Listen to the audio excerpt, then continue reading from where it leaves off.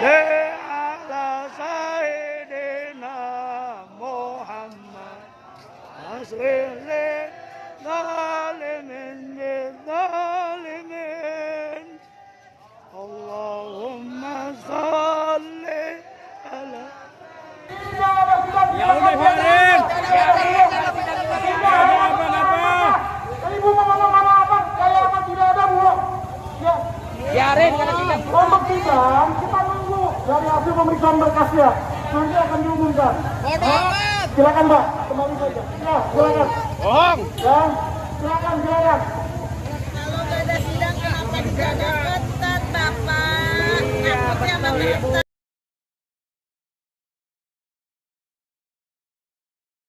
Di Blessing News Plus atau Blessing News atau Breaking News Plus yang mengagetkan sekali putusan Hakim Pengadilan Tinggi banding ya kali ini tetap memutuskan bahwa Imam Besar Habib Rizik Syihab mendapatkan vonis 4 tahun dan ini merupakan kepedihan sendiri bagi masyarakat yang sangat mendambakan keadilan yang terus-menerus diupayakan. Di portal Islam kita membaca kemarin bebaskan Habib Rizik, bukan kemarin, hari ini sidang banding kasus Rumah Sakit Umi di Pengadilan Tinggi DKI. Kita baca dari beberapa media ya, tadi kita lihat videonya dan kerabat yang sudah hadir menyimak juga cukup banyak ya. Untuk sebagai awal saya melihat ada 40-an yang sudah menyiapkan hati dan matanya ya. Habib Rizik minta dibebaskan, ternyata ini hasilnya Senin 30 Agustus ya. Sidang banding berlangsung di Pengadilan Tinggi Jakarta pukul 9, tapi tadi ada beritanya seolah dikatakan bahwa tidak ada kalau ada masyarakat yang bergerak, tidak ada pengadilan ya.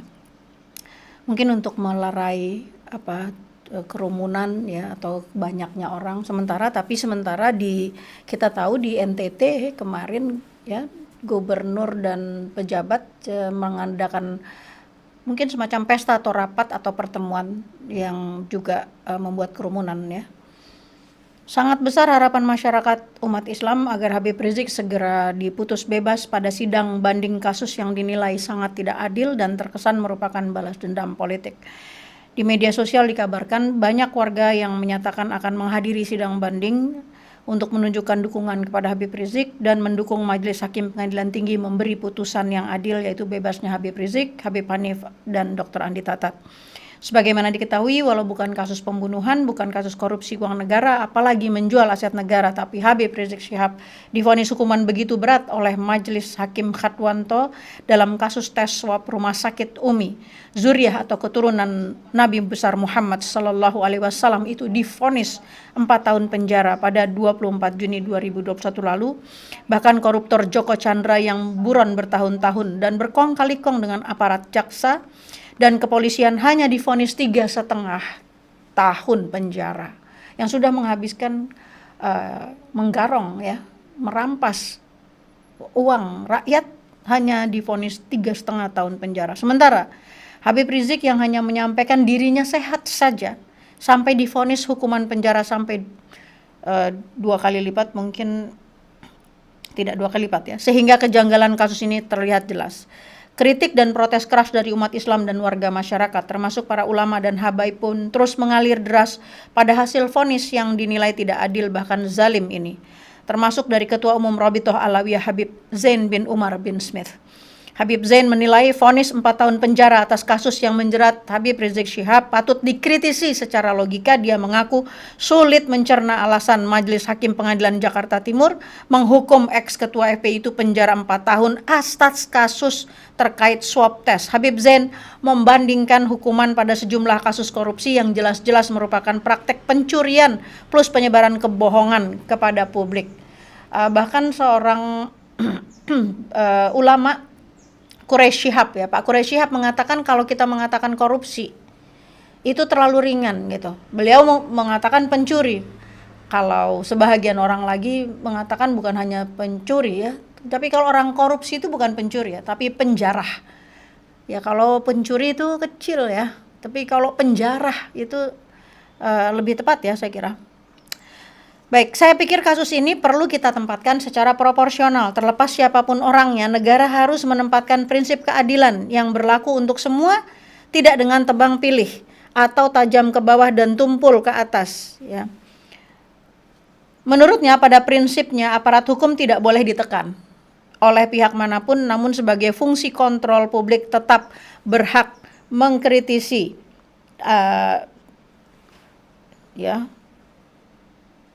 sejumlah keputusan yang dinilai tidak konsisten. Dengan kenyataan vonis itu, maka kita bisa mengartikan kasus terkait suap lebih berat dibandingkan pejabat negara yang korupsi. Ini presiden yang patut dipertanyakan secara serius dan melukai asas keadilan, tegas Habib Zain. Semoga hari ini Habib mendapat keadilan atau para hakim akan menghadapi pengadilan akhirat kelak. Well, tadi kita saksikan ya.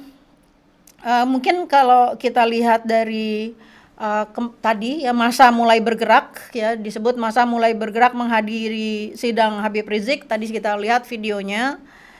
Kemudian berita itu tadi dari Panji Mas ya, Panji Mas meliput gerakan massa. Kemudian Pengadilan Tinggi Jakarta putus banding perkara swab tes Rizik Syihab hari ini. Ini ada Tribun News, kita baca beritanya dari Tribun ya.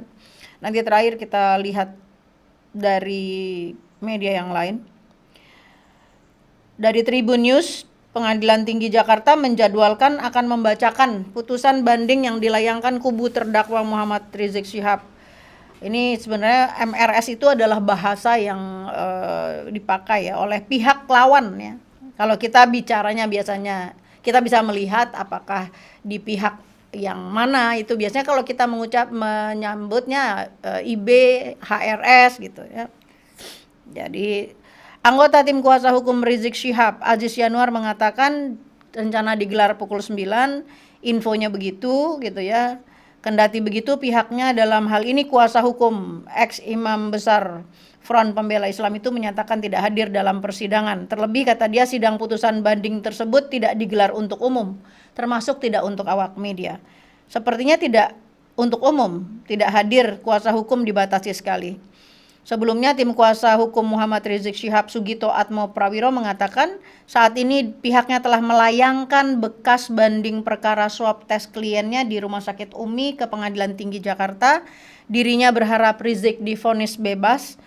Sugito mengatakan dalam perkara ini putusan Majelis Hakim Pengadilan Negeri Jakarta Timur yang telah memvonis Habib Rizik Syihab 4 tahun penjara itu tidak masuk akal. Jadi kita melihat ya dari banyak sekali. Nah, sebentar lagi nanti akan pasti, ini kan baru hari ini.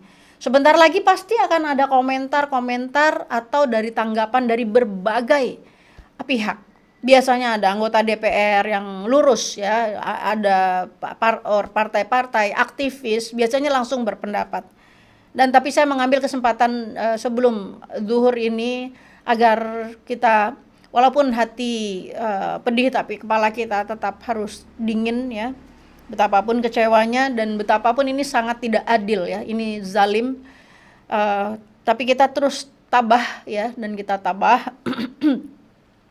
Kita tetap coba baca ya. Hari ini sidang banding HRS, netizen gaungkan doa di Twitter. Ini saya kira menarik untuk kita lihat dan kita tetap gaungkan ya. Persidangan yang dilaksanakan di Pengadilan Tinggi Jakarta. Mengetahui hal itu ya, sidang hari ini, para netizen simpatisan pendukung HRS terpantau menggaungkan doa di sosial Twitter, di media sosial. Rata-rata mereka berharap persidangan dilancarkan dan HRS dibebaskan tanpa syarat ya. Tapi ternyata menjadi hampa ya. Menjadi sesuatu yang tetap ya, kereta kezaliman itu terus berjalan ya. Penegak-penegak hukum dan keadilan ya tidak menggunakan haknya yang terbaik untuk menjadi menjadi insan yang bermartabat, yang sangat dimuliakan oleh Allah ya, dengan memberikan putusan yang adil, tapi tidak gitu dah. Hari ini HRS sidang banding ya, dan banyak sekali doa-doa ya. Netizen juga gaungkan pengadilan akhirat ya. Ini banyak beritanya. Baik kerabat semuanya ya, teman-teman sudah mulai melihat juga, ada telepon juga nih dari Bang Tata New York ya, sebentar ya. Ini dari New York, sebentar saya sedang saya sedang live, nanti saya telepon kembali. Oke. Ya, mau pulang ke New York beliau, ada di Jakarta beliau. Teman-teman semuanya, waktu duhur telah hampir tiba, tapi ya terakhir ya, saya katakan bahwa kita tidak boleh mengatakan banding kandas sebagaimana ditulis oleh news.detik ya, karena disebut banding kandas. Tapi kita terus harus menggaungkan bahwa kezaliman telah terjadi dan Habib Rizik Syihab harus tetap mendapatkan dukungan dari seluruh masyarakat. Kita berdoa di duhur ini, mudah-mudahan Allah Subhanahu wa taala mengizinkan hati kita tetap teduh ya. Sementara akal kita tentu akan terus-menerus bekerja. Semoga Allah Subhanahu wa taala mengabulkan doa-doa kita yang berikutnya ya. Setelah ini pasti ada tindakan yang lain, pasti tidak ada jalan yang buntu untuk kebenaran. Kebenaran selalu mencari jalannya sendiri. Assalamualaikum warahmatullahi wabarakatuh.